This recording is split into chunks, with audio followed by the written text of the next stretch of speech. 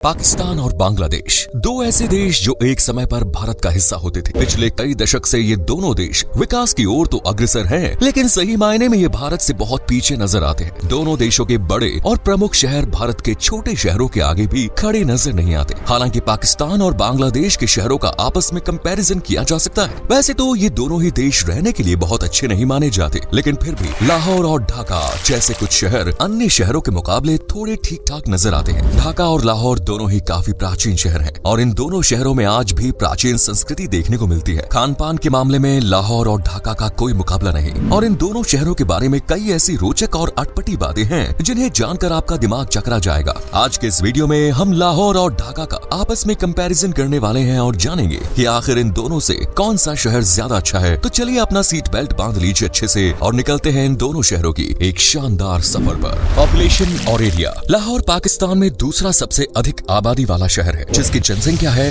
12.8 million के आसपास। वहीं ढाका की टोटल पॉपुलेशन है 23 मिलियन से भी अधिक। ढाका शहर में आपको काफी भीड़ भाड़ देखने को मिलेगी। ढाका को फिलहाल अपनी पॉपुलेशन पर लगाम लगाना बहुत जरूरी है, क्योंकि इस शहर में अब रहने के लिए लोगों के पास जगह तक नहीं बची। क्षेत्रफल की बात करें तो लाहौर कुल 1772 वर्ग किलोमीटर एरिया में फैला है, वहीं ढाका का एरिया 306 वर्ग किलोमीटर का है। आज के समय में ढाका में प्रति वर्ग किलोमीटर एरिया में 30,000 के करीब लोग रहते हैं और इसी से आप अंदाजा लगा सकते हैं कि इस शहर में लोग किस तरह रहते होंगे। वहीं लाहौर पाकिस्तान में सबसे अधिक डेंसिटी वाला शहर है और इस शहर में प्रति वर्ग किलोमीटर एरिया में करीब 6300 लोग रहते हैं। साल 1946 में लाहौर में 36% आबादी हिंदू और सिख समुदाय के लोगों की थी। आज इस शहर में 95% से अधिक जनसंख्या मुसलमानों की है। हालांकि शहर में ईसाई, सिख और हिंदू समुदाय के लोग भी रहते हैं। वहीं ढाका में 90% से अधिक आबादी मुसलमानों की है। हिंदू धर्म को मानने वाले लोग ढाका में अल्पसंख्यक है। इसके अलावा ईसाई और बौद्ध धर्म के भी कुछ लोग ढाका में रहते हैं। चलिए अब इसकी हिस्ट्री की बात कर लेते हैं।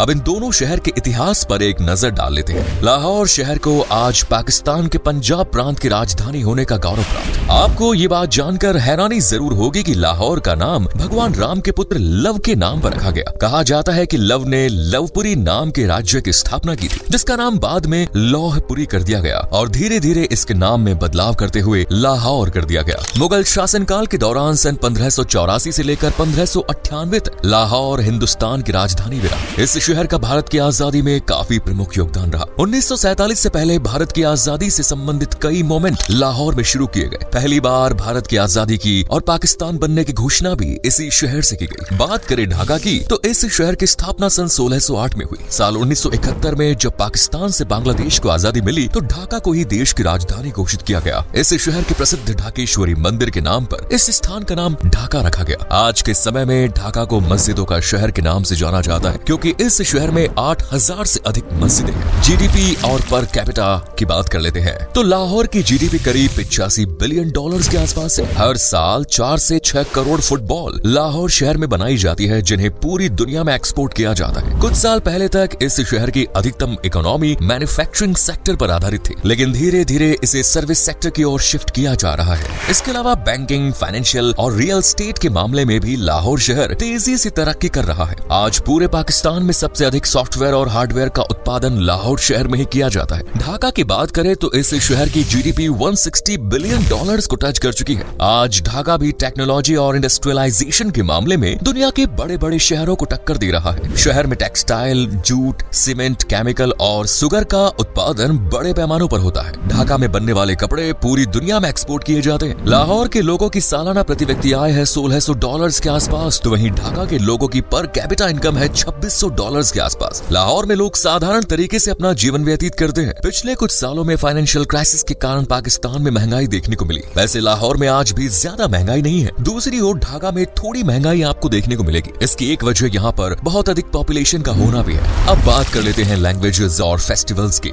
लैंग्वेज की बात करें तो लाहौर में सबसे ज्यादा पंजाबी भाषा का उपयोग होता है। हालांकि कुछ लोग उर्दू और इंग्लिश में भी बात करते हैं। ढाका में सबसे अधिक बांग्ला भाषा का इस्तेमाल होता है। इसके अलावा सिलहटी अंग्रेजी भाषा का इस्तेमाल भी होता है। इन दोनों शहरों में ईद का त्योहार सबसे ज्यादा धूमधाम से मनाया जाता है। पूरे रमजान महीने में इन शहरों की रौनक देखने लायक होती है। लोग पूरी रात घरों से बाहर घूमते हैं और शॉपिंग करते हैं। अब चलिए फन फैक्ट्स की बात कर लेते हैं। दोस्तों अब हम इन दोनों शहरों की कुछ और मजेदार बातें आपको बताते हैं। लाहौर में जब भी कोई शादी होती है तो उसकी धूम देखने लायक होती है। जिस तरह भारत की बॉलीवुड इंडस्ट्री पूरी दुनिया में फेमस है, उसी तरह पाकिस्तान की भी अपने फिल्म इंडस्ट्री है जिसका नाम है लॉलीवुड और ये इंडस्ट्री लाहौर में ही बेस्ड है। लाहौर और भारत के अमृतसर शहर के बीच सिर्फ 31 किलोमीटर का फासला है और दोनों शहर बाघा बॉर्डर से कनेक्टेड है और हर शाम बॉर्डर पर बीटिंग रिट्रीट सेरेमनी का आयोजन होता है जिसमें दोनों देशों के जवान अपने शक्ति का प्रदर्शन करते हैं। लाहौर के लोगों को गन्ने का जूस पीना काफी पसंद होता है। लाहौर को पूरे पाकिस्तान में फैशन इंडस्ट्री का गढ़ भी माना जाता है। लाहौर में आपको कई नाइट क्लब्स और पब मिल जाएंगे जहां आप देर रात तक मौज मस्ती कर सकते हैं।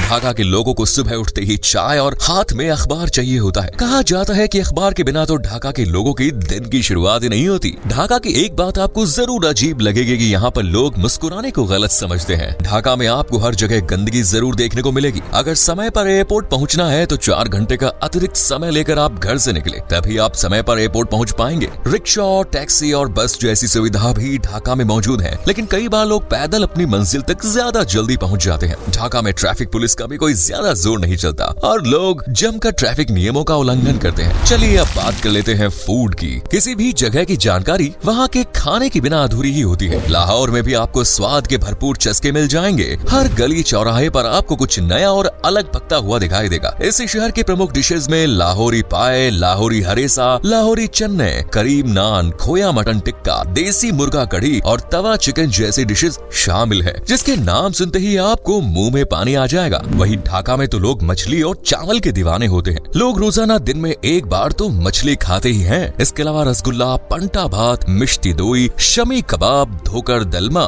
हिलसा कढ़ी, बिरयानी और हलीम जैसे व्यंजनों को ढाका में खूब स्वाद लेकर खाया जाता है। अब चलिए बात कर लेते हैं फेमस टूरिस्ट प्लेसेस की। पाकिस्तान भले ही आज आतंकवाद के कारण पूरी दुनिया में बदनाम हो गया है, लेकिन यकीन मानिए इस देश की खूबसूरती कमाल की है। पंजाबी भाषा में एक कहावत है, जिसने लाहौर नहीं देखा वो जम्या नहीं। इसका मतलब है जिसने अपनी जिंदगी में एक बार लाहौर नहीं देखा उसका जन्म ही नहीं हुआ। असल में लाहौर को पंजाब की सांस्कृतिक राजधानी भी कहा जाता है। यहाँ पर स्थित पंजाब यूनिवर्सिटी की लाइब्रेरी में हिंदी और संस्कृत की पांडुलिपियाँ सुरक्षित हैं, जिन्हें आप देख सकते हैं, क्योंकि एक समय पर लाहौर में हिंदू आबादी बड़ी संख्या में हुआ करती थी। इसी कारण यहाँ पर आज भी आर्य समाज मंदिर, शीतला माता मंदिर, महादेव मंदिर, भैरव मंदिर, श्री कृष्ण मंदिर सहित कई मंदिर और गुरुद्वारे भी हैं। इस शहर में कई प्राचीन इमारतें हैं जिनकी वास्तुकला देखने लायक है। अधिकतर धरोहर मुगलों द्वारा ही बनवाई गई। बादशाही मस्जिद का निर्माण 1673 में कराया गया। इस मस्जिद की खास बात यह है कि यहाँ पर एक साथ 55,000 लोग नमाज अदा कर सकते हैं। इस शहर को सिटी ऑफ गार्डन्स के नाम से भी जाना जाता है। घूमने के लिहाज से शालीमार बाग यहाँ का एक अन्य प्रमुख स्थल है। लाहौर का लाहौर फोर्ट भी अपनी लग्जरी और शाही अंदाज के लिए जाना जाता है। यह किला यूनेस्को ने वर्ल्ड हेरिटेज साइट की सूची में शामिल किया हुआ है। अगर आपको मुगल साम्राज्य की अद्भुत कारीगरी का नमूना देखना हो तो एक बार मस्जिद वजीर खान की सैर जरूर करें। ऐसी चित्रकारी और टाइलों का काम आपको दुनिया में कहीं और देखने को नहीं मिलेगा। मीनार पाकिस्तान को पाकिस्तान में शहीद स्मारक और आजादी की निशानी माना जाता है। लाहौर का चिड़ियाघर कोलकाता के चिड़ियाघर के बाद पूरे दक्षिण एशिया में दूसरा सबसे पुराना जू है, जिसकी स्थापना 1872 में की गई। इन सब के अलावा जहांगीर टॉम्ब, गुरुद्वारा डेरा साहिब, लाहौर म्यूजियम जैसी अनेकों जगह आप घूमने के लिए जा सकते हैं। घूमने के मामले में ढाका भी एक बेहतरीन डेस्टिनेशन है। इस शहर में 8000 से अधिक मस्जिदें बनी हुई हैं और कई मस्जिदों की सुंदरता काफी आश्चर्यजनक है। इसीलिए इस शहर को सिटी ऑफ मॉस्को कहा जाता है। मुगल शासन के दौर की कई सैकड़ों इमारतें इस शहर में आज भी हैं। ढाकेश्वरी मंदिर शहर का सबसे ऐतिहासिक मंदिर है। विभाजन से पहले संपूर्ण भारत के लोगों की आस्थाएं इस मंदिर के साथ जुड़ी हुई थी। ढाका में रहने वाले हिंदू समुदाय के लोग आज भी इस मंदिर को काफी पवित्र मानते हैं। लाल बाग के किले का निर्माण 17वीं शताब्दी में राजा मोहम्मद ने कराया था, लेकिन यह किला अधूरा ही बन पाया। आज इस किले को एक म्यूजियम और पर्यटन स्थल में तब्दील कर दिया गया। सरदार घाट ढाका का एक रिवर पोर्ट है और नदी पर बने एशिया के सबसे बड़े बंदरगाहों में से एक। सैलानी यहाँ पर बोटिंग का आनंद ले सकते हैं। लिबरेशन वॉर म्यूजियम में आपको बांग्लादेश के इतिहास और आजादी की लड़ाई के बारे में काफी कुछ नया जानने को मिलेगा। इनके अलावा अर्मेनियाई चर्च, स्टार मस्जिद, एहसान मंजिल भी प्रसिद्ध टूरिस्ट स्पॉट्स में शुमार है। लाहौर और ढाका तक पहुँचने के लिए हवाई मार्ग की सुविधा भी है। लाहौर का अल्लामा इकबाल अंतर्राष्ट्रीय हवाई अड्डा पाकिस्तान के व्यस्त एयरपोर्ट्स में से एक है। वहीं ढाका का हजरत शाहजलाल एयरपोर्ट ढाका का ही नहीं बल्कि पूरे बांग्लादेश का सबसे व्यस्त एयरपोर्ट है। लाहौर में चलने वाली करेंसी पाकिस्तानी रुपया है, वहीं बांग्लादेश की करेंसी है टका।